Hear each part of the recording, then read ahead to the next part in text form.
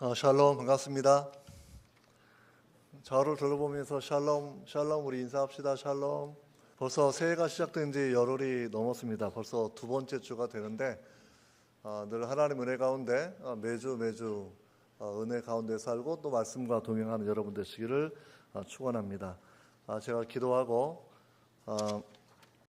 2025년도 1월 12일 두 번째 주일 예배를 성부, 성자, 성령 삼위일체 하나님께 드리도록 하겠습니다.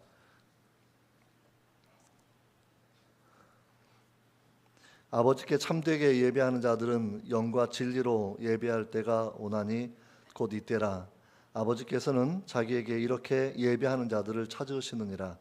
하나님은 영이시니 예배하는 자가 영과 진리로 예배할지니라. 하나님 아버지 감사합니다. 지나간 한 주간도 주의 은혜 가운데 주의 날개 가운데 품어주셨다가 다시금 주의 전에 모여 함께 찬양하며 예배하며 기도하며 정말 주의 자녀로 세워지는 시간 하나님 허락해 주신 것 너무나 감사합니다.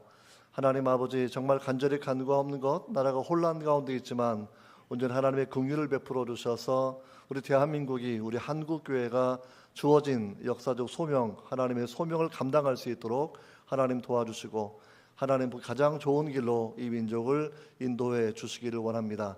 하나님 아버지 또한 우리 한동의 청년들이 늘 이 시대를 거슬러 올라가며 시대를 변화시킬 수 있는 믿음의 사람들 되기를 원합니다. 주님 도우셔서 이 땅에 동화되지 아니하고 빛처럼 소금처럼 그 사명을 감당할 수 있도록 하나님 도와주옵소서. 저희가 예배합니다. 예배 가운데 하나님 우리의 모든 허물과 죄악들은 주 예수의 보혈로 씻어주시고 덮어주셔서 정결케 해주시고 다시금 새로운 하나님의 은혜를 힘입고 말씀을 힘입어서 또한 한 주간 승리하는 평생 승리하는 삶이 될 수 있도록 하나님 도와주옵소서. 하나님 아버지 정말 신령한 진정한 예배 드리기를 원합니다.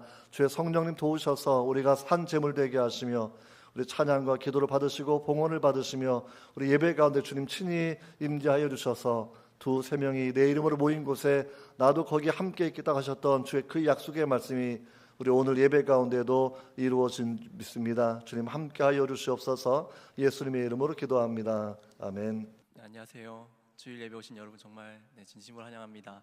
우리 예배에 들어가기 앞서서 잠깐 일어나서 주님께 우리 마음을 올리는 그 고백을 같이 하면서 우리 마음을 여는 찬양으로 함께 예배 자리에 나갔으면 좋겠습니다. 함께 찬양합시다.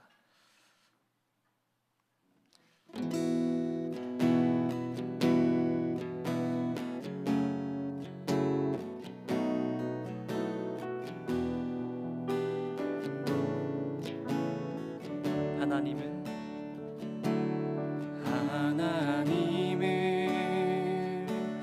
너를 만드신 분, 너를 가장 많이 알고 계시며 하나님은 너를 만드신 분, 너를 가장 깊이 이해하신단다. 하나님은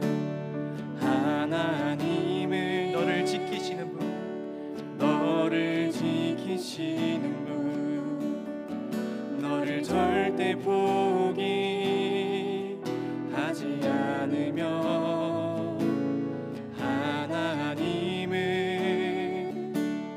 너를 지키시는 분, 너를 쉬지 않고 지켜보신단다. 그의 생각 셀 수 없고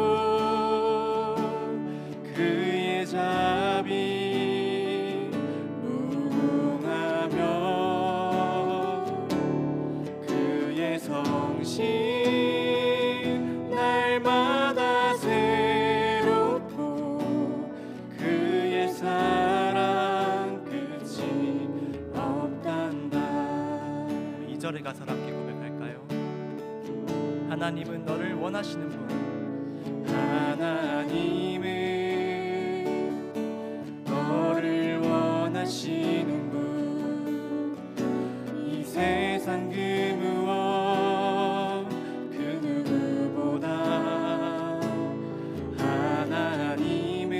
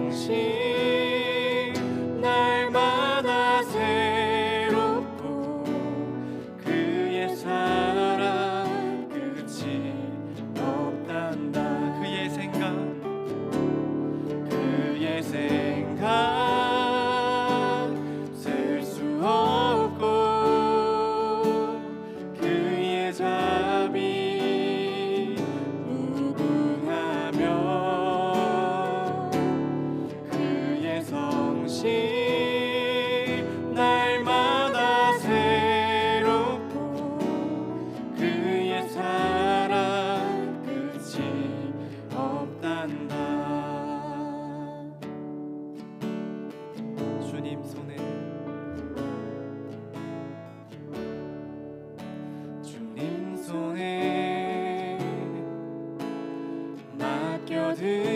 맡겨드리리 나의 삶 주님께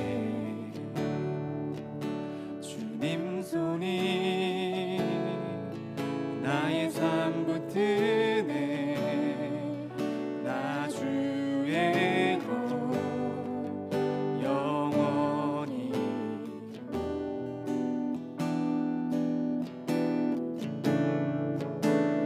내가 믿는 분 예수 내가 속한 분 예수 삶의 이유 되시네 내 노래 되시네 내가 믿는 분 예수 내가 속한 분 예수 삶의 이유 되시네 내 노래 되시네 전심으로 주와 함께 주와 함께 걸어가리라 모든 길을 주심대 주 뜻 안에 나 살아가리 주의 약속은 영원해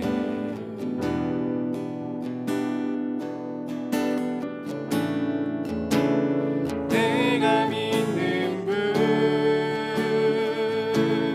예수 내가 속한 분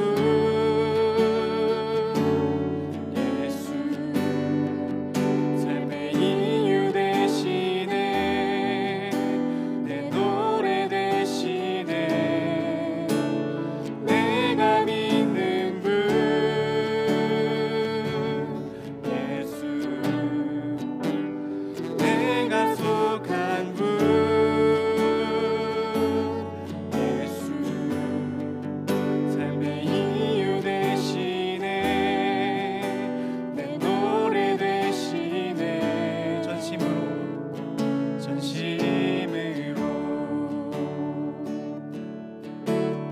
경배하리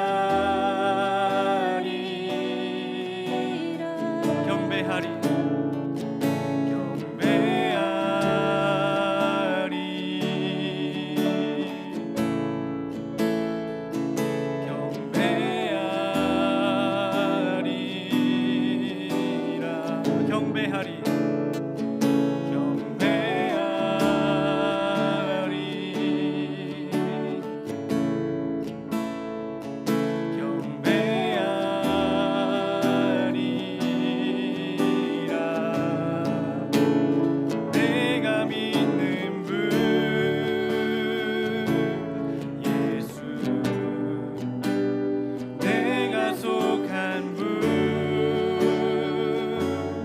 예수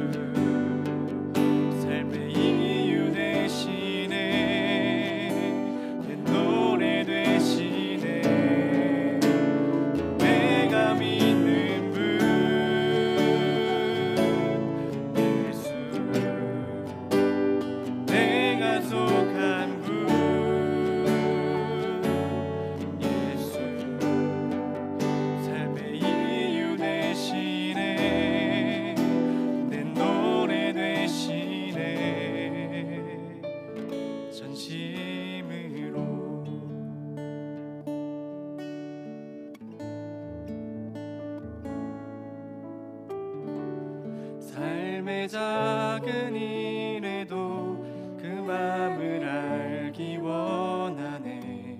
그 길, 그 좁은 길로 가기 원해. 나의 자금을 알고 그분의 크심을 알며 소망 그 깊은 길로 가기 원하네. 한 번 더 고백할까요? 삶의 작은 일에도 그 맘을 알기 원하네. 그 길, 그 좁은 길로 가기 원해. 나의 자금을 알고 그분의 크심을 알며 소망 그 깊은 길로 가기 원하네. 저 높이 솟은 산이 되기보다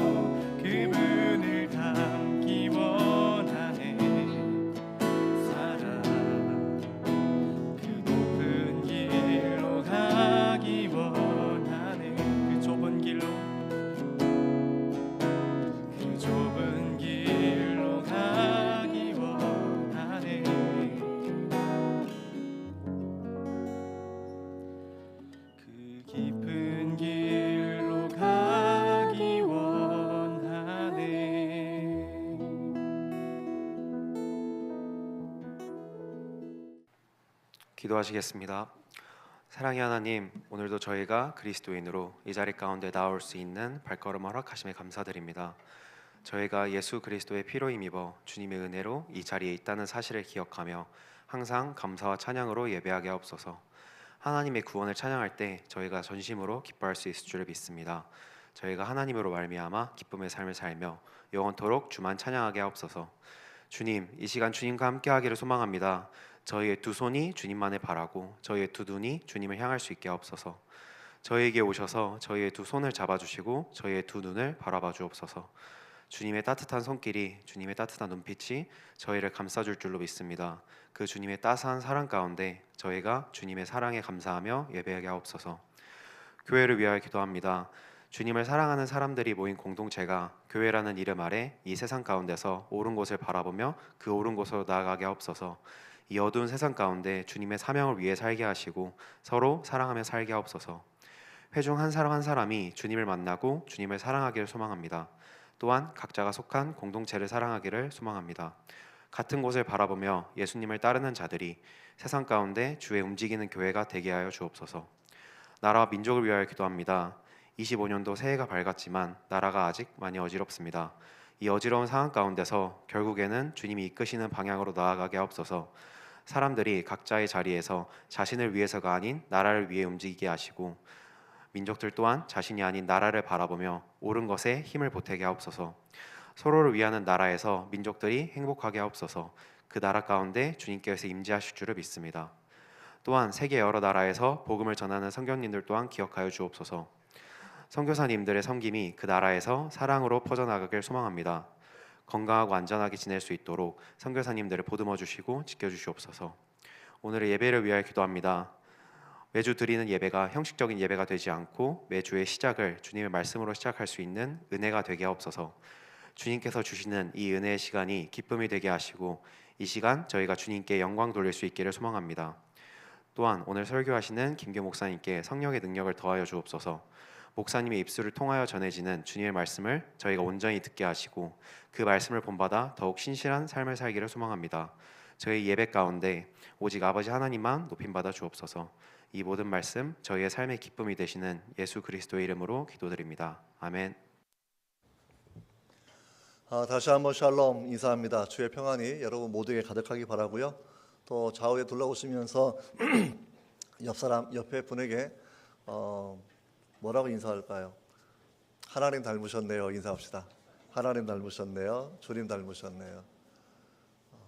동의하시는 분들에게는 그 은혜가 임하기를 바랍니다. 또 아직까지도 마음에 와닿지 않는다고 하면 또 하나님의 은혜가 있어서 세월을 길게 살고 나서는 사람들이 여러분을 보고 나면 주님 보는 것처럼 하나님 기억하는 것처럼 그런 성도의 삶이 되시기를 정말 바랍니다. 주보를 바라보시면 간단한 소식지가 있는데요. 오늘 오신 분들 주의 이름으로 환영하고요. 특별히 제가 아시는 분들 몇 분은 우리 교육대학원에 공부하러 오셨던 목사님들 또 선생님들이 오셨는데 잠깐 손들어 주시면 저희가 환영하도록 하겠습니다. 우리 교육대학원 오신 분들, 네, 잠깐 일어나 주세요. 일어나 주시고 우리 박수로 우리 환영하도록 하겠습니다.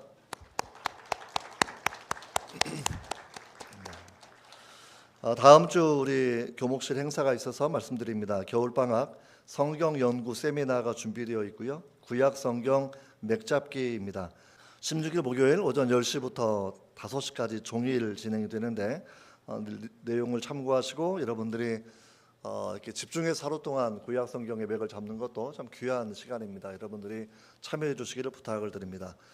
저희 대학교의 헌금은 특별한 봉헌 시간 갖지 않고 주부에 기재된 것처럼 헌금을 온라인 계좌로 하고 있습니다. 여러분들이 봉헌기도 하고 나서도 마음에 하나님 감동 주시는 대로 또 헌금해 주시고 또 헌신을 다짐하는 그런 시간을 각자 갖도록 그렇게 부탁을 드립니다. 우리 함께 환영의 노래 부르기를 원합니다. 좌우를 둘러보시면서 우리 환영합시다.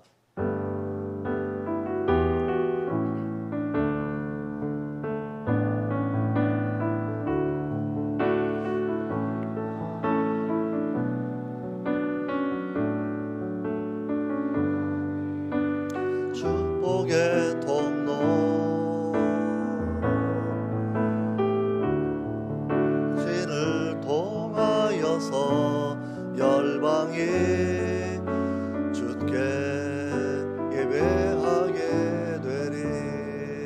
다시 한번 2절 갑니다. 이는 하나님의 나간에 있는 축복의 통로,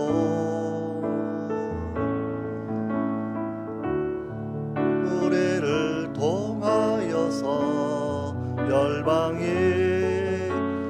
주께 예배하게 되리.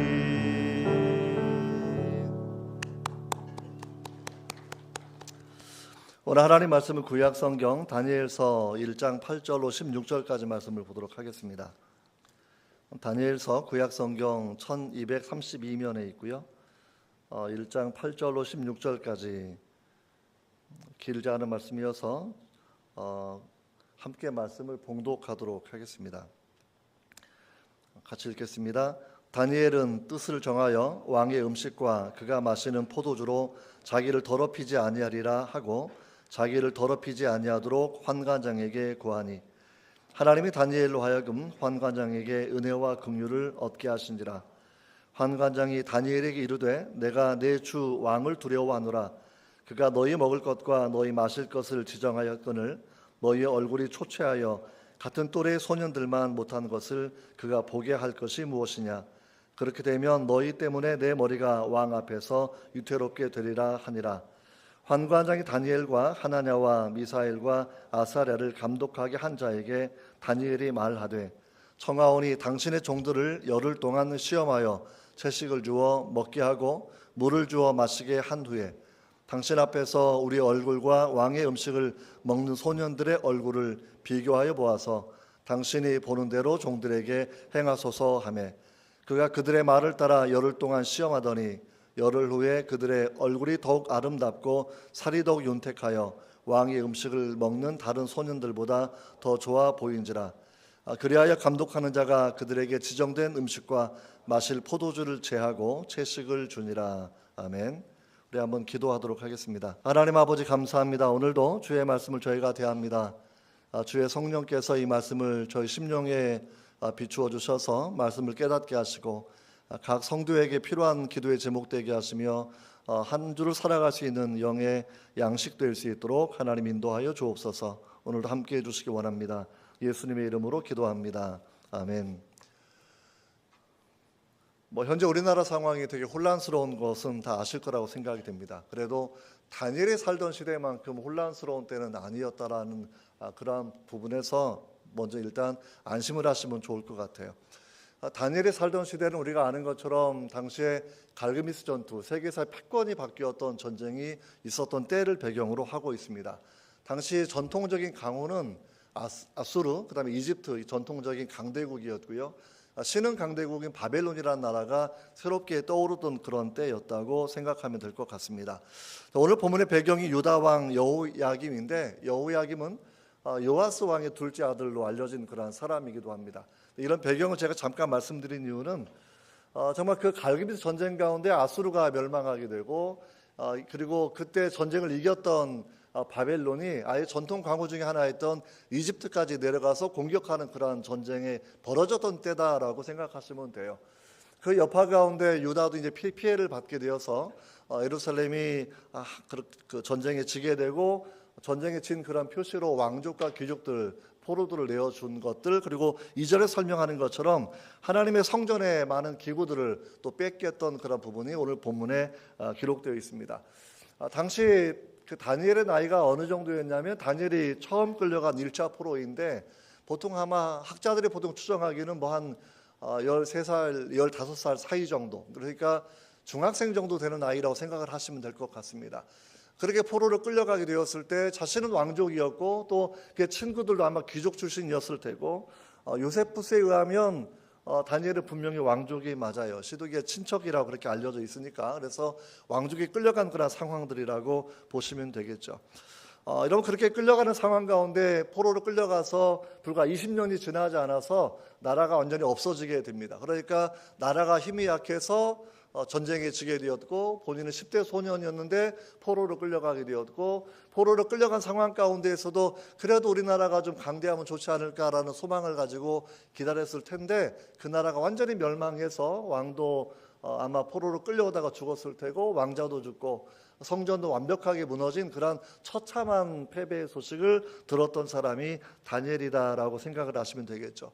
그래서 바벨론의 포로를 끌려온 가운데 왕궁에서 궁중 관리 교육을 받은 이후에 그가 바벨론 나라가 멸망할 때까지도 최고의 관리로 그렇게 생활을 하게 됩니다. 그리고 바벨론이 멸망한 이후에도 페르시아가 새롭게 열렸을 때에도 영향을 끼쳤던 관리였다고 우리가 생각해 본다고 하면 유다라는 나라, 그 다음에 바벨론의 강대한 제국의 최고의 총리, 그리고 역시 페르시아에 영향을 끼쳤던 고위 정치인으로 생각을 해 본다고 하면 세계의 왕국의 시대를 살았던 사람이 다니엘이었다 생각을 하고, 나라가 멸망하는 와중에서 가족과 떨어지게 되었고, 그리고 어쩌면 아마 환관으로 살았을 가능성이 상당히 많이 있는데 그런 개인적인 어려움을 경험했던 사람이 다니엘이었다, 그렇게 이해를 하시면 좋을 것 같아요. 그 정도 되면 우리나라 상황은 굉장히 좋은 상황입니다. 정치적 의견이 달라서 이런저런 소리가 많이 들려오지만 그만큼 우리가 더 많이 기도할 시간이 많이 있는 내용이고, 우리가 어떠한 제목이든지 간절히 간구하는 것, 우리가 기도하는 제목을 넘어서서 하나님의 뜻이 이루어질 수 있도록 하나님께서 대한민국을 세워주시고 한국교회 은혜를 주셨는데 선교사직의 소명을 감당하고 통일조국의 소명을 감당하는 나라가 될 수 있도록 여러분들이 정파의 입장을 떠나서 그렇게 열심히 기도해 주시면 좋을 것 같습니다. 최소한 여기에 모인 분은 저랑 정당이 같을 거라고 생각해요. 저는 천당 소속입니다.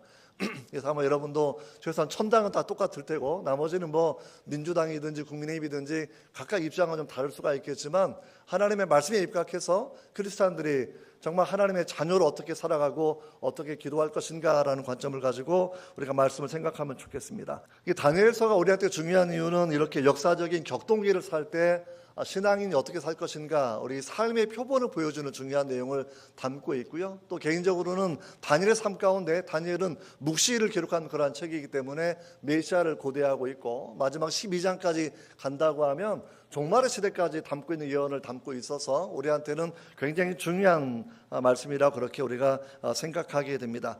자, 오늘 말씀 우리가 크게 세 단락으로 나누어서 말씀을 함께 나누어 보려고 합니다. 1절부터 5절까지 내용을 함께 바라본다고 하면 역사의 혼란기, 역사의 격동기 가운데서 우리가 어떻게 해야 되는가라고 얘기했을 때 다니엘서의 첫 번째 교훈은 뭐냐면 역사의 격동, 그 뒤에 있는 하나님을 보게 하는 그런 관점 우리에게 제공해 주고 있습니다.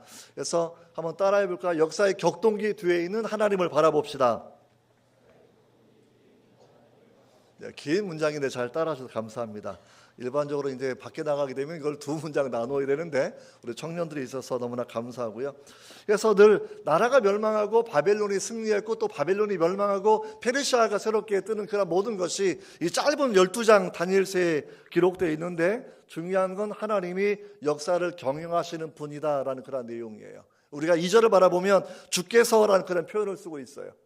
외형적으로는 이스라엘이 유다 왕국이 힘이 없어서 나라가 멸망한 겁니다. 외형적으로 바라볼 때는 군사력이 강다하지 못해서 멸망하게 된 거겠죠. 하지만 다니엘서의 관점은 주께서 그렇게 역사하셨다라는 거예요. 에레미야 선지자를 통해서 수많은 경고를 주셨습니다.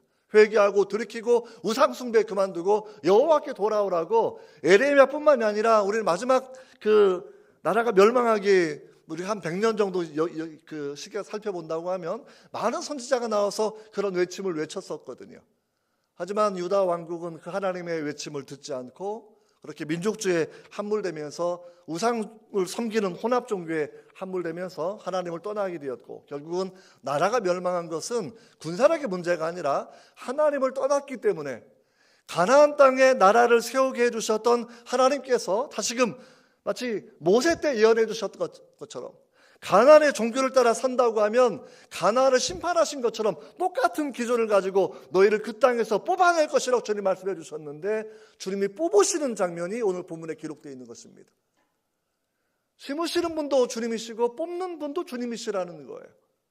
역사를 주관하시는 분이 하나님이시라는 거죠. 우리 세상을 바라보면서 어떠한 역사적인 제국도 지금까지 멸망 한 번도 안 당하고 내려온 나라는 없습니다. 하나님의 선민이라고 말했던 유다도, 이스라엘 왕국도 그렇게 멸망의 길을 걸었고, 강대한 로마 제국도 멸망의 길을 걸었고, 중국 대륙의 수많은 제국들도 그렇게 멸망의 길을 걸었고, 우리 한반도에서도 우리가 뭐 신라 고조선해가 쭉 내려온다고 치면 여러분 그렇게 많은 왕조들이 멸망의 시간을 거쳤던 거 우리가 그렇게 알고 있어야 돼요. 우리가 이런 때 사실은 역사의 격동기를 살아갈 때 되게 비참한 일들이 많이 일어나게 됩니다. 예루살렘들 멸망하게 되었을 때 시민의 3분의 1은 칼에 맞아 죽었고 3분의 1은 전쟁의 포로로 끌려갔고 3분의 1은 굶주려서 죽게 되었다라는 그런 평가를 우리에게 기록하고 있지 않습니까? 여러분, 아무튼 중요한 것은 하나님이 하신다라는 그 부분. 왕조는 멸망할지라도, 나라는 멸망할지라도, 또 새롭게 세워질지라도 개인의 흥망성쇠나 나라의 흥망성쇠나 그 이면에 있는 역사의 경영자이신 하나님을 바라보게 하시는 것이 다니엘서의 가장 중요한 교훈이라고 여러분 그렇게 생각을 하셔야 됩니다. 2절처럼 주께서 하셨다는 것. 근데 그 내용을 읽어보면 유다 왕 2절을 같이 한번 읽어보도록 하죠. 성경을 가지고 오신 분들은 좀 같이 읽어봅시다. 시작. 주께서 유다 왕 여호야김과 하나님의 전 그릇 얼마를 그의 손에 넘기심에 그것을 가지고 신할 땅 자기 신들의 신전에 가져다가 그 신들의 보물창고에 두었더라라는 것. 그리고 3절을 바라보면 왕족과 귀족 몇 사람이 끌려갔다, 이런 내용이 여러분 기록되어 있습니다. 우리가 이사야서 말씀을 바라본다고 하면 39장 7절 말씀에 이렇게 이사야가 히스기야 왕에게 예언하는 부분이 있습니다. 이 히스기야 왕이 죽을 병에 걸렸다가 살아난 적이 있었거든요. 죽자마자 벽을 바라보면서 하나님 나를 보시고 긍휼히 여겨주시고 내가 잘한 것들을 기억하시고 은혜를 달라고 기도했을 때에 저의 생명이 15년 동안 연장되었다는 유명한 사건이 기록되어 있습니다. 죽었다가 살아나니까 바벨론에서 사절단을 보내요. 그래서 정말 왕이 병이 나은 걸 축하하고 어쩌면 외교 관계에 맺을, 당시 바벨론이 이제 신흥국이었기 때문에 아마 그런 동맹국을 맺으려고 왔을 테고, 그것을 너무나 기뻐했던 히스기야가 왕궁의 창고를 보여주고 무기고를 보여주면서 사실은 군사동맹, 외교동맹을 맺기로 결정한 사항이 거기에 기록되어 있습니다. 그때 이사야 선지자가 쫓아와가지고 왕이여 무슨 짓을 하신 겁니까? 라고 물어보니까 내가 왕궁의 무기고 보여주고 보물창고 보여주었어요 얘기했죠. 그 말은 우리가 한 동맹을 맺고 살아갈 것이다 라는 그런 이야기입니다. 그때 이사야 선지자의 무서운 예언이 기록되어 있습니다. 보여준 모든 것들은 바벨론에 빼앗기게 될 것입니다. 그리고 왕의 자손의 몇몇이 환관으로 끌려가게 될 것입니다. 그 무서운 예언 듣고 나서 히스기야 왕이 마음을 찢고 통회하면서 회개하는 것이 아니라 나의 때에나 국가의 안보와 평안이 있으면 나는 그것으로 족하다라고 하는 자기 중심적인 고백을 하고 말아요. 그것이 참 안타까운 모습입니다. 죽을 병에 걸려있다가 살아난 그 사람이, 정말 해를 10도나 뒤로 물렸던 기적을 경험했던 그 사람이 하나님 앞에 다시금 기도하면서 내가 잘못했다고 고백하고 다시금 간구했다고 하면 미래의 모습이 바뀌었을 수 있을 텐데, 어쩌면 자기 시대의 국가 지키는 것도 힘겨운 상황이었겠죠. 강대국의 전쟁 가운데 작은 약수국 유다가 생존하는 것 자체가 어려운 때였기 때문에 내가 왕으로서 지금 내 시대도 내가 건사하기 어렵다라는 어쩌면 그 고백이었겠지만, 그러나 하나님은 이스라엘의 군대가 강해서 그 나라가 보호되게 한 적은 한 번도 없습니다. 약했어도 믿음이 있고 하나님을 바라면 하나님이 살려주셨고 구해주셨고, 사내들의 18만 5천 명의 군대도 하루아침에 죽은 시체로 만들었던 분이 하나님이셨는데, 히스기야가 믿음이 약해지고 나면 자기 군대를 생각을 하게 되는 거죠. 자기 외교를 그렇게 생각하게 되는 것이었다고 우리가 바라보게 됩니다. 그때 이사야 선지자가 예언한 그 내용이 오늘 이루어지는 거예요. 여러분, 성경을 바라볼 때 가장 신비로운 것 중에 한 가지는 역사를 경영하는 분께서, 그 하나님께서 예언을 이루어 가시는 과정들입니다. 성경의 4분의 1 정도는 예언과 관련된 그런 본문들입니다. 성경엔 예언 대백과사전에 바라보면 1817개 예언이 있다라고 예언의 숫자를 그렇게 기록을 하고 있고, 그래서 왕들에 대한 예언이나 또는 나라에 대한 예언이나 부족 족속에 대한 그런 예언이나 나중에 예루살렘과 메시아에 대한 그런 예언들이 여러분 복합적으로 기록되어 있지 않습니까? 그 모든 예언들은 하나님께서 이를 역사를 주관하고 있다라는 거예요. 우리 이 부분을 보면서 우리가 오늘 말씀을 깊이 생각을 해보면 좋을 것 같습니다. 우리는 고난의 시대에 이 다니엘서를 바라보면서 많은 지혜를 얻어야 되는데, 우리 한국 사회는 다니엘을 좀 다르게 언급을 하는 것 같아요. 오늘 1장 내용 바라보면 그들이 정말 왕의 진미를 거부하고 나서 열흘 동안 시험하고 나니까 얼굴빛이 좋아졌다 이렇게 이야기하고 있고, 그 다음에 지혜가 10배나 있었다라고 이야기하니까 예전에도 이걸 따라서 유명한 다니엘 학습법 이런 걸 만들어낸 사람들이 우리나라 사람들입니다. 하지만 다니엘 학습법이 중요한 것이 아니죠.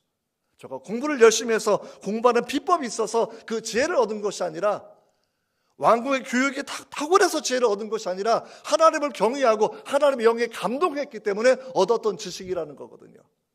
여러분, 지식은 물리적인 지식이나 과학적인 지식이나 형이사학적 지식 이 정도만 있는 것이 아니라 계시로 알려져 있는 지식도 있다라는 거예요. 여러분, 성경에 가치가 있는 것은 하나님의 계시로 우리에게 주어져 있기 때문입니다. 또 우리 이성을 넘어선 영역이 있고 우리의 능력을 넘어선 영역이 있지만 그 창조주 하나님께서 우리에게 나타나셔서 우리에게 주의 종들을 통해서 말씀해 주셨던 내용들 기록되어 있고, 우리는 그 말씀을 여전히 두렵고 떨리고 그리고 기쁜 마음으로 이 말씀을 그렇게 여러분 대하게 되는 것입니다. 여러분, 이 내용 바라보시면서 세상 사람들은 2절을 바라본다고 하면 바벨론의 신이 유대해서 여호와가 약해서 그 성전의 기물들을 다 빼앗아 왔다고 그렇게 이야기하게 될 것입니다. 바벨론 왕이 강대하기 때문에 여호야김도 왕도 그렇게 폐위시키고 또 시드기야 왕도 세웠다가 또 나중에 잡아 죽이는 그 일들을 하는 것이 아마 바벨론 왕이 강대하기 때문에 그렇다고 그들은 그렇게 생각하게 될 것입니다.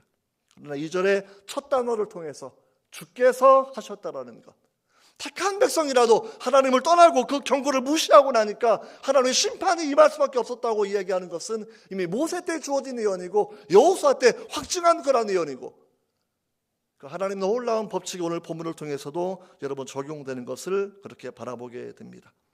우리가 바라보면서 우리 삶에도 사실은 마찬가지이죠. 여러분, 젊은 청년들 가끔 착각할 때는 있어요. 내가 건강하니까, 내가 머리가 아주 스마트하니까, 내가 계획하고 내가 세운 모든 것들을 내가 이룰 수 있을 것이다 라고 그렇게 생각하는 사람이 있다고 하면 그건 잘못된 생각입니다. 하나님이 돕지 않는다고 하면, 하나님이 인도하지 않는다고 하면 우리는 어떠한 삶도 여러분 살 수가 없습니다. 제가 예전에 여러분 만난 때 신문을 본 적이 한 번 있었습니다. 서울대학 교수가 4.19 의거 때 죽었던 자기 친구 이야기를 하는 거예요. 서울대 교수니까 얼마나 똑똑한 그런 사람이에요. 박사예요. 하지만 자기가 비교할 수 없을 만큼 똑똑한 내 친구가 있는데 함께 스크럼 짜고 이렇게 부정선거 이런 시위에 항의하기 위해서 나갔다가 그 친구는 총에 맞아 죽게 되었고 자기는 살았고, 그래서 자기는 그 인생을 바라보면 이걸 다 설명할 수가 없다라는 것. 정말 똑똑한 그 친구는 죽었고 나는 살아남았는데 이것이 무엇인가 그렇게 운의 문제로 생각하고 이렇게 풀어간 걸 바라보았지만, 신앙인의 관점은 다른 맥락들이죠. 제국의 배후에, 역사의 배후에, 개인의 인생의 배후에 하나님이 계시다라는 그런 고백을 우리가 먼저 오늘 말씀을 통해서 우리가 생각해 보면 좋을 것 같습니다. 여러분, 두 번째 오늘 말씀을 통해서 다니엘의 신앙의 모습을 함께 살펴보기를 원합니다. 여러분, 6절 이하를 바라본다고 하면 되게 슬픈 상황이 기록되어 있어요. 6절, 7절을 같이 한번 읽어보도록 하겠습니다. 시작. 그들 가운데는 유다 자손 곧 다니엘과 하나냐와 미사엘과 아세랴가 있었더니 환관장이 그들의 이름을 고쳐 다니엘은 벨르사살이라 하고 하나냐는 사드락이라 하고 미사엘은 메삭이라 하고 아사랴는 아벳느고라 하였더라. 이런 부분이죠. 일본 시대 살면서 창씨개명을 당한 우리가 그렇게 알고 있을 겁니다. 그러니까 다니엘 이런 사람이 포로로 끌려가게 되었고, 끌려가자마자 아직은 나라가 또 망하지 않았는데 히브리인들의 이름을 사용하지 못하고 바벨론의 이름을 사용하게 된 그런 부분이 여기에 포함되어 있습니다. 원래 다니엘의 이름의 뜻은 뭐냐면 나의 재판관, 하나님은 나의 재판관, 다른 말로 말하면 하나님은 나의 심판주라는 그런 고백입니다. 근데 벨드사살은 벨이라는 그런 신이 너를 보호하고 인도하는, 이게 벨 신을, 바벨론의 신을 강조하는 이름이 벨드사살이에요. 그의 친구 하나냐는 하나님의 자비로움을 고백하는 이름인데 사드락, 달신을 섬기는 그런 이름으로 바꾸어 놓았습니다. 미사일은 여호와 하나님 같은 분 없다라고 하면서 하나님을 높이는 그런 이름인데, 메삭은 아크신을 높이는, 이방신을 높이는 이름으로 바꾸어 놓았습니다. 아사랴는 여호와는 의로우시다, 하나님의 의로움을 높이는 이름이었는데, 아벳느고 역시 느고의 신을 높이는 그런 이름으로 그렇게 여러분 바꾸어 놓았다라는 것이죠. 그러니까 우리가 크리스찬의 이름으로 뭐 미국 가면 많은 사람들이 뭐 폴, 자슈아, 뭐 피로 뭐 이런 이름 다 가지고 있거든요. 네, 그 이름을 피터를 전부 다 무함마드로 바꾸고 뭐 석가모니로 바꾸고 이렇게 바꾸었다고 생각해 보시면 될 것 같아요. 여러분 얼마나 복잡합니까? 가령 뭐 친구들 이름 부를 때 가령 뭐 이름이 김샬롬인데 그렇죠? 그 이름 바꿔가지고 뭐 다른 이름 다른 종교의 이름으로 바꿔서 얘기한다고 하면 그게 얼마나 개인적인 모멸감이 들겠습니까? 자기 이름을 지킬 수 없는 그 상황 가운데에서도 오늘 본문에서 다니엘과 세 친구들이 음식에 대한 거부를 하는 그러한 이유는 이름으로도 바꿔질 수 없는, 이름을 개명해서도 창식 개명을 통해서도 양보할 수 없는 그 신앙의 본질을 본인들이 잊지 않고 있었다라는 부분이에요. 한동안 사람들이 야 벨드사살 이렇게 불렀을 거예요. 아마 저를 향해서 야 무함마드 이렇게 계속 불렀겠죠. 그것도 뭐 1년 한두 번도 아니고 그냥 10년 이상 불렀을지도 몰라요. 계속해서. 그래서 우리가 다니엘서 2장, 3장, 4장, 5장을 바라본다고 하면 이름이 같이 써져 있거든요. 벨드사살이라 하는 다니엘 이런 식으로, 무함마드라 하는 김교 이런 식으로 한동안은 그렇게 이름이 같이 쓰여져 있을 거예요. 바벨론의 강대한 권력을 가지고 광대한 그 금권력을 가지고 황제의 권위를 가지고 사람에게 마치 바벨론의 왕이 너에게 은혜를 베풀어 주셔서 나라가 너의 나라를 멸망했지만 너희는 선택받은 사람들이고 최고의 음식을 먹으며 최고로 좋은 옷을 입으며 가장 높은 고위직 관리로 일하니까 얼마나 다행스러운 거냐. 정말 벨 신에게 감사해라, 느고 신에게 감사해라, 달 신에게 감사해라 이렇게 말하는 그런 시대였겠지만 그들은 여전히 하나님을 섬기는 믿음을 가졌던 거 우리가 여기에서 살펴보게 됩니다. 왜냐하면 그들 어떻게 할 수 있냐면 5장을 쭉 넘어간다고 치면 다니엘이 늘 자기를 이렇게 불러요. 나 다니엘은. 7장 15절에 나 다니엘은. 8장 1절에 나 다니엘은. 8장 15절에 나 다니엘은. 다니엘의 뜻이 하나님 나의 심판의 주, 하나님 나의 재판관이라는 그런 고백이었는데 그 고백을 다니엘은 소년 때부터 자기가 노년에 이를 때까지 한 번도 잊지 않고 살아왔다는 겁니다. 어떤 때는 창씨 계명이 강조되어서 공식적인 모든 명함, 비즈니스 카드 만든다고 치면 다니엘 이름이 아예 없었을 거예요. 하지만 긴 시간이 지나서도 바벨론의 문화에 동화가 되고 바벨론의 문화를 찬양할 만한 그 연도가 지났을 때에도, 그러니까 우리나라도 바라보면 독립운동 한참 하다가 변절한 사람도 많이 있지 않습니까? 독립이 안 될 것 같으니까 그냥 아예 일본 쪽에 붙자라고 생각하는 분들 많이 있지 않겠습니까? 다니엘이 살던 시대가 포로를 끌려가서 이미 70년 이상을 바벨론 제국에 살아온 사람이라는 거예요. 그 정도면 아릿아릿한 기억이 아니겠습니까? 유다는 역사에서 지워졌고 이미 왕족도 다 사라졌고 성전은 이미 돌 하나 돌 위에 남아있지 않은 비참한 상황이 되었고 그런 상황이었지만 다니엘은 여전히 파괴된 폐허를 넘어서 역사의 실패를 넘어서 역사의 주관자식 그 하나님을 바라보는 마음을 갖고 있었다라는 것. 나 다니엘, 나의 재판장이신 하나님을 나는 믿고 산다라는 그런 고백을 하고 여러분 살아왔다라는 겁니다. 다니엘에서 바라보면 하나님의 이름이 아도나이라는 이름이 몇 번 쓰이고 나머지 대부분 엘로힘 하나님의 이름이 쓰이고 있습니다. 그것도 정관사를 딱딱 붙여서 이름을 쓰고 있는 내용이거든요. 정관사, 유일하신 나의 하나님이라는 거예요. 바벨론의 여러 신들과 같은 신 정도가 아니라 좀 탁월한 신 정도가 아니라 그리스 로마의 다수문의 신들 가운데 좀 탁월한 그 신이 아니라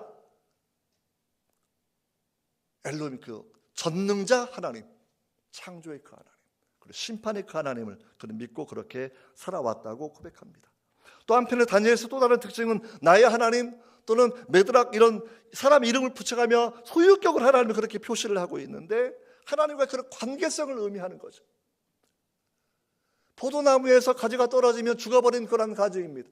주님 말씀하시기를 나를 떠나서 너희가 아무것도 할 수 없다 주님 말씀해 주셨는데 많은 사람들은 떠나서도 할 수 있다고 생각하고 살아가고 있습니다. 교회가 크면 많은 일을 할 수 있을 것입니다. 프로그램이 많고 재정이 많고 사람이 많고 하지만 주님 말씀하십니다.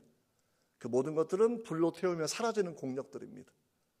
주님이 부르신 그 소명에 따라 살아가는 그 자리가 소중한 자리이고 다니엘이 부르심 받은 그 자리는 아주 험한 자리였어요. 만약 다니엘이 정설처럼 환관이었다고 치면 이사야 선지자의 예언처럼 환관으로 된 사람이라고 하면 어쩌면 개인의 삶이 얼마나 불운한 그런 삶이었겠습니까? 어쩌면 그가 왜 그렇게 불운한 가운데서도 장수하는 삶을 살면서 하나님을 한 번도 저버리지 않았을까요? 비록 내가 억울한 삶을 살아가는 듯 보였을지라도 다니엘은 자기를 먼저 보내서 1차 포로를 끌려가게 하셨고 바벨론 제국이 멸망한 그 이후에 그 멸망할 때를 경험하게 하셨던 그 하나님, 이게 벨사살이라고 하는 사람이 마지막 바빌론의 왕으로 나와 있지 않습니까? 그때 이제 메디아 바사 제국에 의해서 무너지는 마지막 왕인데, 벨사살 때에 이렇게 벽에서 손이 나와가지고 메네메네 대겔 우바라스 이런 글자를 쓰거든요. 뭐 지금도 손이 나와서 글자를 쓰면 다 엄마냐고 다 도망갈까요? 대부분의 경우에는. 하나님의 저울에 따라서 부족함이 보였다라는 평가를 받고, 그 해석을 들었을 때에 여러분 벨사살 왕이 뭐라고 이야기합니까? 나의 왕국의 세 번째 사람이 되게 해주겠다. 이게 참 재미있는 표현이에요. 2인자도 아니고 왜 3인자가 되게 하겠다고 말씀하셨을까? 말했을까? 왕으로 되어 있지만 엄밀하게 말하면 자기의 부왕이 있습니다. 부왕이 다른 종교 문제 때문에 1600km 떨어진 다른 도시에서 다른 일을 하고 있었고, 자기 10년간 세자로 통치하는 사람이어서 왕의 이름을 가지긴 하는데, 그러니까 자기가 두 번째 주위를 가진 사람이에요. 그러니까 자기 밑에 최고의 주위는 아버지, 자기 세 번째 주위를 가진 사람을 다니엘로 세우겠다, 이렇게 말씀하는 참 여기에 포함된 걸 바라보게 됩니다. 여러분, 중요한 것은 우리가 하나님과의 관계가 이런 소유계의 관계가 있는가? 하나님께서 너는 나의 백성, 나의 자녀, 하나님 우리를 소유로 부르시는 거고, 우리도 하나님 향을 나의 하나님이라는 이런 소유의 관계, 소속의 관계, 인격적 관계의 관계를 가지고 내가 살아가고 있는지, 이게 분명하다고 하면 역사의 격동기, 더 처참한 격동기를 살아간다고 해도 우리는 존재의 의미를 분명히 찾을 것이라고 생각합니다. 여러분, 다니엘서의 다니엘의 이 믿음과 나중에 기회가 되면 또 그 이후의 말씀을 할 수가 있겠지만, 다니엘과 세 친구들은 기복신앙을 가진 사람들은 아닙니다. 그러니까 편안한 삶을 산 사람들은 아니에요. 그러니까 금시상 만들어 놓고 절하면 죽인다고 얘기했을 때 몰래가 혼자 예배하고 형식상으로 절하면 되겠지만, 그런 일체에 타협을 하지 않았던 사람, 이 사람들은 하나님 믿는 신앙이 내게 생명을 뺏기는 순교적 상황이 온다고 해도 양보하지 않았던 일사가구의 관점을 가진 사람들이라고 그렇게 생각합니다. 그러니까 사람은 소수였고 10대 소년들이었지만 하나님께서 이들을 관리를 교육시켜서 바벨론의 높은 지도자를 삼았던 그 이유는 사실은 더 결정적으로 역사를 주관한 하나님께서 유다 지파를 보존하기 위해서예요. 유다 지파가 포로로 끌려갔습니다. 근데 나중에 돌아와야 되는 그 이유는 메시아가 유다 지파에서 태어나야 되기 때문입니다. 그 유다 지파가 어떠한 가문이 몇 명이 흘러갔는지, 나중에 70년 지나서 몇 명이 돌아왔는지를 자세히 기록하고 있지 않습니까?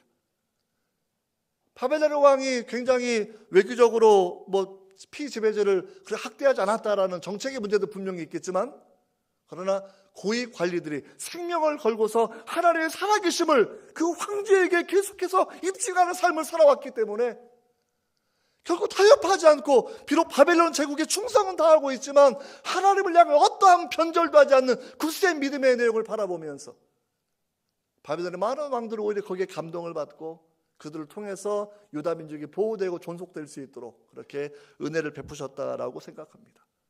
나라가 혼란스럽고 역사가 격동기에 들어간다고 해도 하나님이 그런 사람들을 만들기를 원하신다라는 거죠. 다니엘과 세 친구 같은 사람들이 우리 한동에서 가득 많이 배출되기를 정말 기도합니다. 여러분, 우리가 8절을 또 살펴본다고 하면 아주 이 소년 다윗이, 그러니까 한 14살쯤 15살 안 된 나이에 아마 끌려갔다고 생각을 해보시면 돼요. 다니엘은 뜻을 정하여 왕의 음식과 그가 마시는 포도주로 자기를 더럽히지 아니하리라 하고 자기를 더럽히지 아니하도록 환관장에게 구했다라고 되어 있습니다. 이게 굉장히 특이한 부분입니다.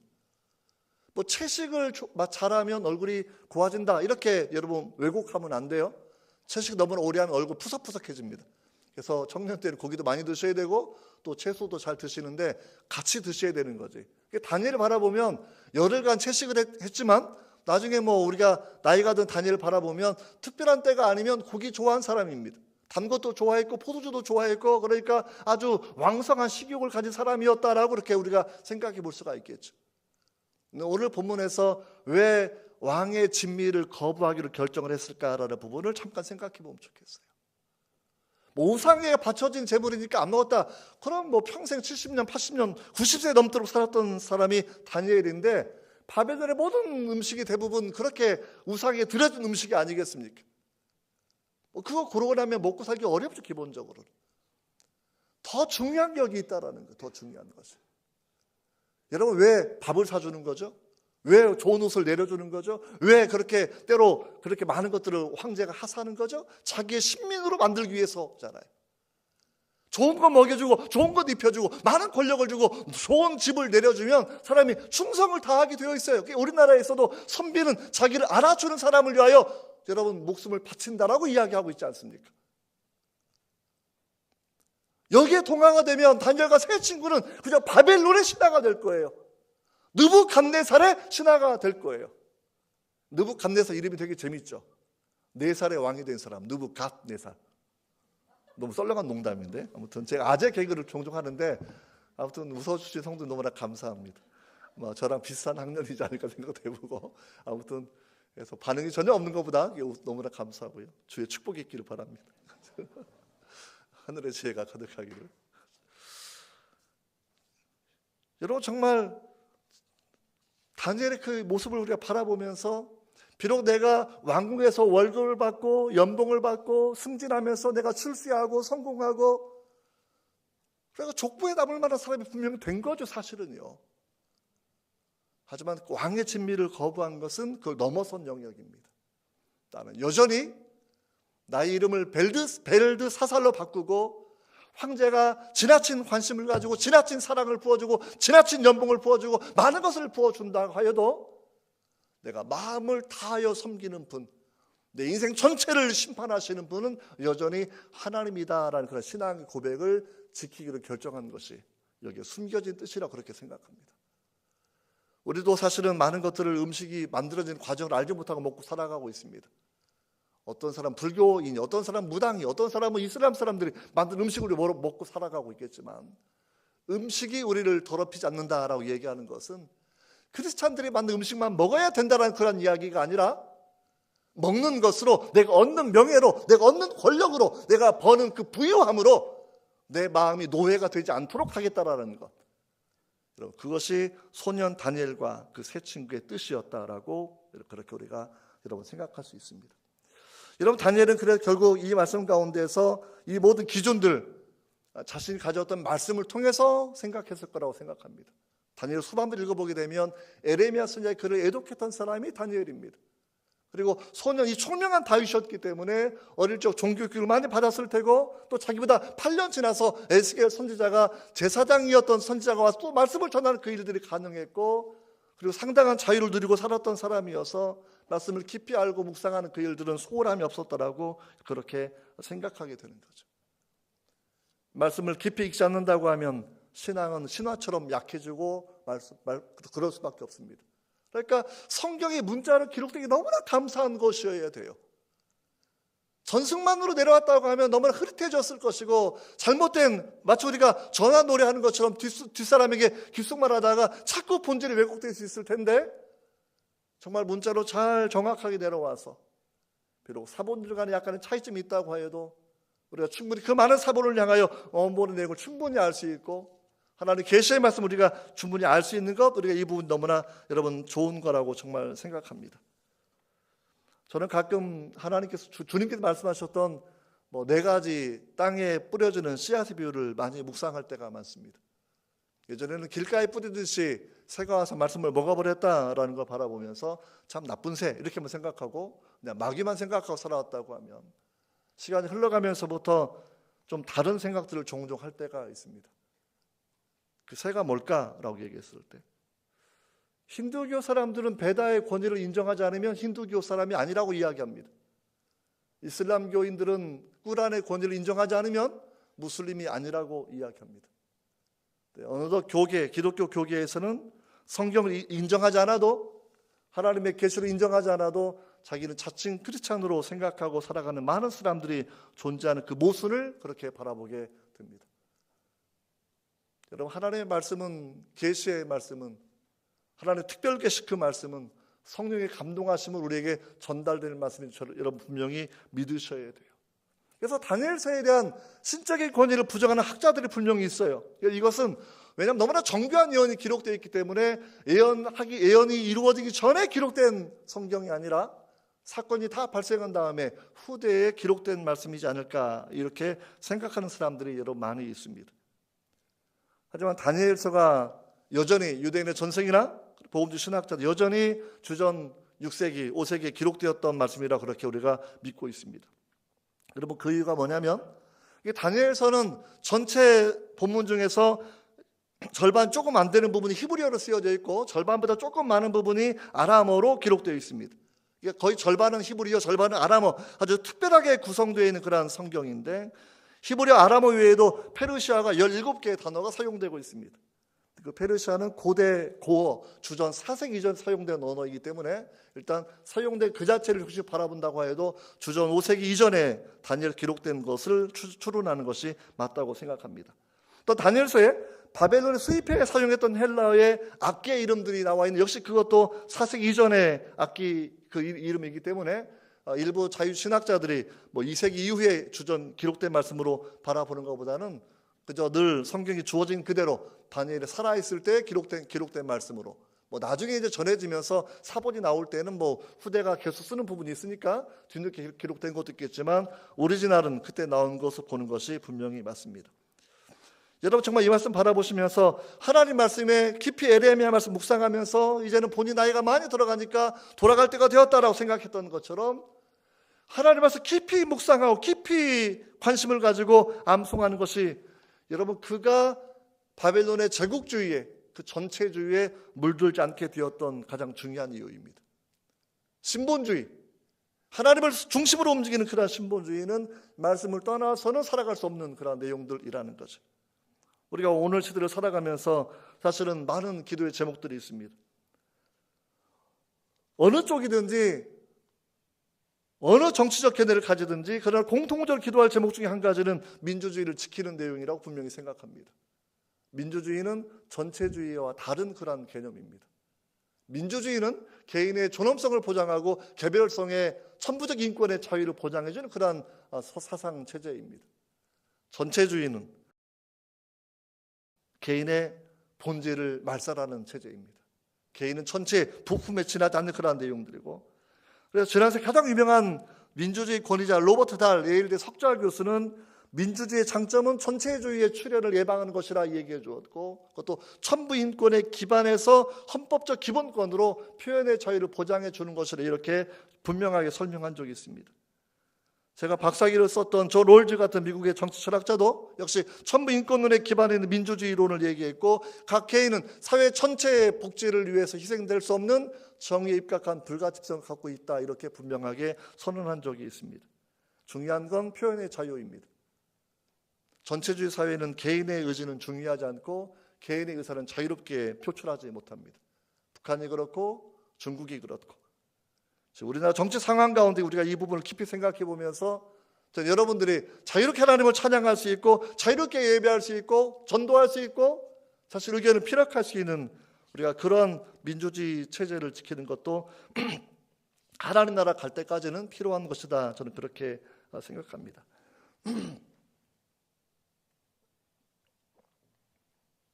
사람에게서 저 사상의 문제가 제일 중요하다고 그렇게 생각합니다.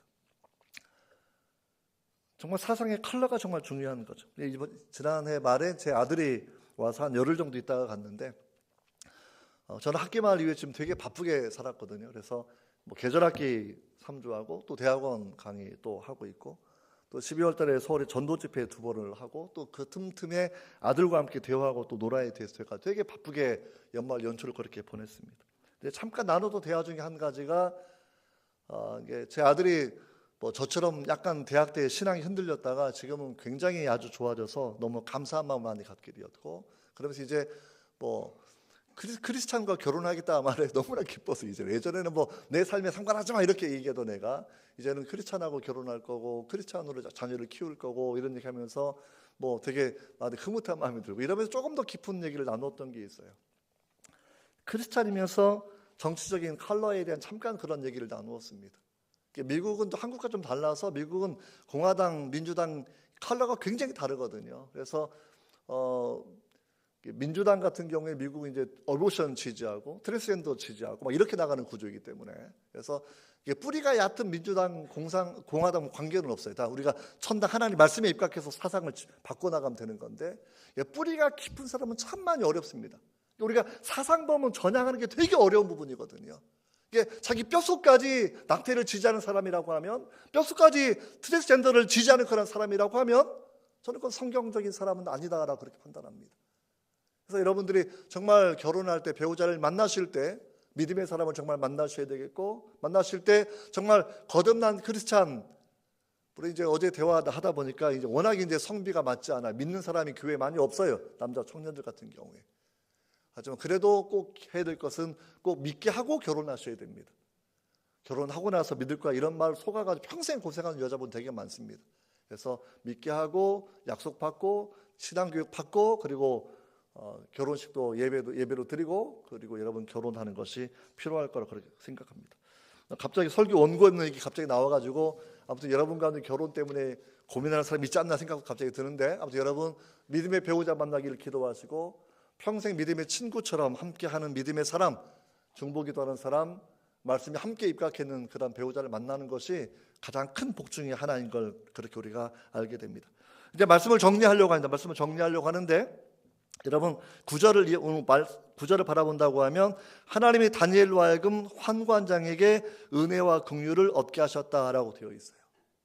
하나님 은혜를 바로 주는 은혜가 있는데, 어떤 때는 믿지 않는 사람이라도 그를 통해 주신 은혜가 있다라는 거예요. 인생을 살면서 우리 가끔 한동의 청년들 얘기 들어보면 믿지 않는 상사 때문에 직장 그만둔 사람들 얘기 종종 듣게 됩니다. 한동대에도 아주 소중하게 신앙을 배우고 살아왔는데 가보니까 대부분의 직장 동료들이 믿지 않고 있고, 내 상사가 믿지 않고 있고, 자꾸 안 믿는 문화 가운데서 갈등하고 떠나는 이야기를 제가 종종 들었던 것이 생각이 납니다. 그럴 때마다 다니엘서를 읽으십시오. 믿지 않는 왕, 믿지 않는 관리, 믿지 않는 이방 나라에서 평생 동안 나 다니엘은, 사람들이 아무리 벨드사살이라 불러도 나 다니엘은 신앙을 가졌던 이런 다니엘도 용기 있는 그 신앙을 우리가 갖고 있다고 하면, 여러분 세대에 믿지 않는 사람 퍼센티지가 아무리 높은 기업과 높은 관료 사회에 들어간다고 해도 흔들림이 없이 믿음을 분명히 지킬 수 있을 것이라고 여러분 그렇게 생각합니다. 여러분 다니엘을 생각을 해보시면, 나라가 멸망할 때 포로로 끌려갔죠. 그리고 70년 동안 바벨론의 제국 가운데에서 가장 높은 총리를 역임한 그러한 사람이죠. 또 새로운 페르시아가 열렸을 때에도 여러분 정말 영향력 있는 정치인으로 인정받았던 그런 사람이죠. 그러니까 생각해보면 그처럼 대단한 사람을 만나기도 어렵습니다. 기본적으로는 어떻게 생각하면 처세술의 달인처럼 보이는 내용이죠. 하지만 다니엘은 처세술을 한 사람이 아니다라는 거예요. 그는 목숨 건 신앙을 가진 사람입니다. 그에 불구하고 이방 문화 가운데에서 소명을 이루어가는 것을 두려워하지 않았던 사람이라는 거예요.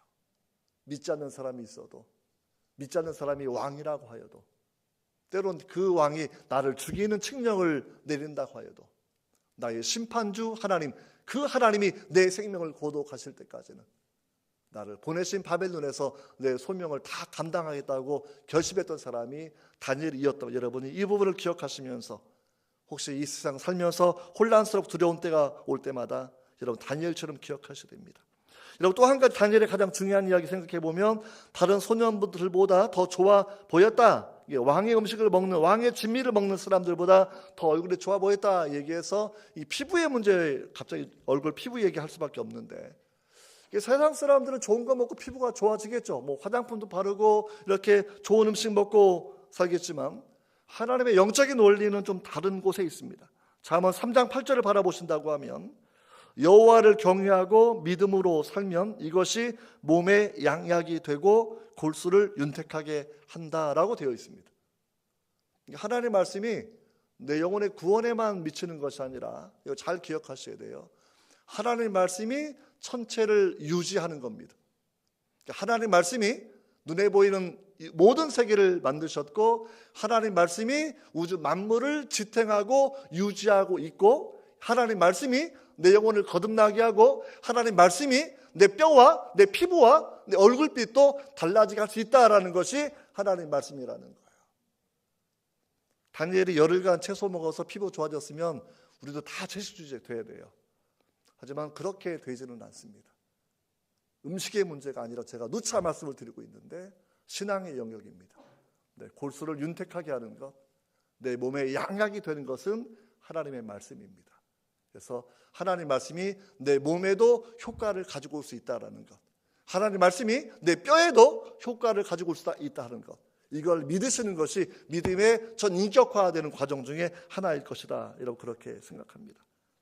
그런 믿음을 가진 소년이었기 때문에, 그러니까 우리처럼 20대 청년도 아니고요, 14살, 그 3년 받았다고 치면 17살, 18살 된 그 애들인데 얼마나 대단한 애들입니까? 정말 대단한 애들이죠. 우리가 다니엘을 배우셔야 돼요. 학습법이 아닙니다.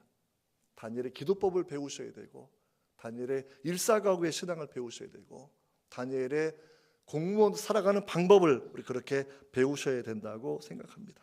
여러분, 이런 은혜가 있다고 하면 역사의 격동기를 지난 우리 한국에서, 통일의 시대를 바라보는 이 한국에서, 또 세계사적으로도 되게 복잡한 시대예요.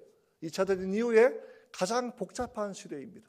헤게모니 국가가 약화되었고 슈퍼파워 국가가 두세 개가 등장하면 국제관계로 늘 전쟁이라고 이야기하고 있는데, 우리는 그러한 시대에 진입해 있는 그런 상태이기도 합니다. 가장 중요한 것, 하나님에 대한 집중입니다. 다니엘은 격동기에 신본주의를 선택했습니다. 말씀 중심을 선택했습니다. 여러분들이 그러한 관점을 가지고 민족을 위해 기도하시고 미래를 준비하시고 하나님 쓰시는 다니엘과 그 친구처럼 대한민국을 위해서, 세계 선교를 위해서, 통일을 위해서 쓰시는 여러분 되시기를 주의 이름으로 축원합니다. 기도하겠습니다. 하나님 아버지, 감사합니다. 역사의 격동기, 나라의 망국기, 바빌론의 제국에서 살아갔던 다니엘의 삶을 통해서 우리가 신본주의 신앙의 원리를 배우고, 창식 계명을 당하여도 믿음이 약화되지 아니하고 평생 나 다니엘은 하나님의 심판주 재판장을 인정하며 살았던 그 삶을 우리가 배워가기를 원합니다. 바벨론의 문화에서 월급을 받고 옷을 받고 관리의 직책을 받았던 시대를 살면서도 저희 마음은 한 번도 타협함이 없었던 것처럼, 우리가 자본주의의 총화인 이 시대를 살아가면서도 돈의 노예가 되지 아니하고 만몬의 노예가 되지 아니하고 우리가 하나님의 사람으로 살아갈 수 있는 그 은혜를 하나님 베풀어 주시기를 원합니다. 오늘도 함께하여 주시옵소서. 예수님의 이름으로 기도합니다. 아멘. 다 일어나서 찬송가 586장 같이 부르도록 하겠습니다.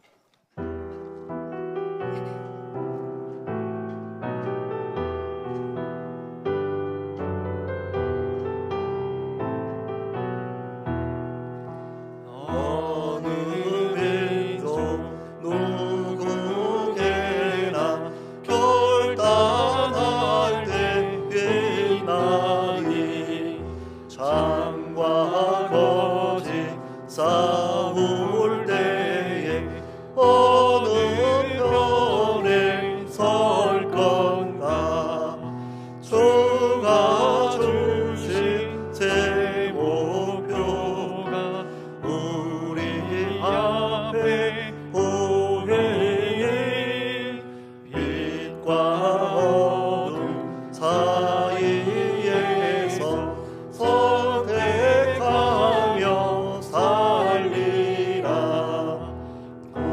상하고 아름다다 진리편에 서느니 진리 위에 억압하고 명예에 이뤄도 비겁한 자 물러가나 용감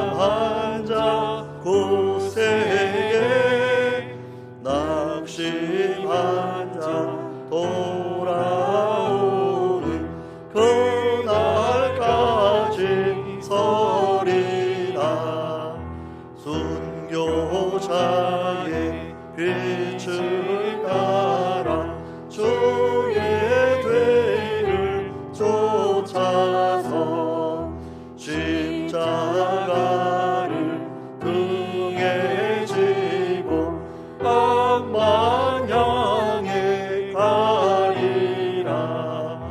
새 시대는 새 사명을 우리에게 주라니. 진리 따라 사는 자는 전쟁하리 언제나. 악이 비록 성하여도 진리 더욱 강하다. 진리 따라 살아갈 때 어려움은 당하리. 우리 가는 그 앞길에 어두운 장막 덮쳐도 하나님이 함께 계셔 항상 지켜주시리. 아멘. 한 두 가지 같이 통성으로 기도하고 제가 축도하도록 하겠습니다. 우리는 다니엘처럼 역사의 격동기를 살아가고 있고 또 바벨론 문화 가운데 살아가고 있습니다. 우리의 마음이 신앙이 약화되지 않고 신앙이 변질되지 않게 해달라고 여전히 말씀 중심, 예수 중심, 하나님 중심의 삶을 살고 역사가 격동하고 요동쳐서 제국이 흥망성쇠를 겪는 것이 눈에 보일지라도 역사를 주관하시고 심판하시는 하나님을 바라보는 눈을 갖게 해달라고 우리가 그 일을 함께 자신을 위해 다니엘처럼 또 자신의 자녀들이 있으면 다니엘 같은 자녀가 되게 해달라 그런 기도를 함께 드리도록 하겠습니다. 기도하겠습니다. 오 하나님 아버지, 오 하나님 아버지,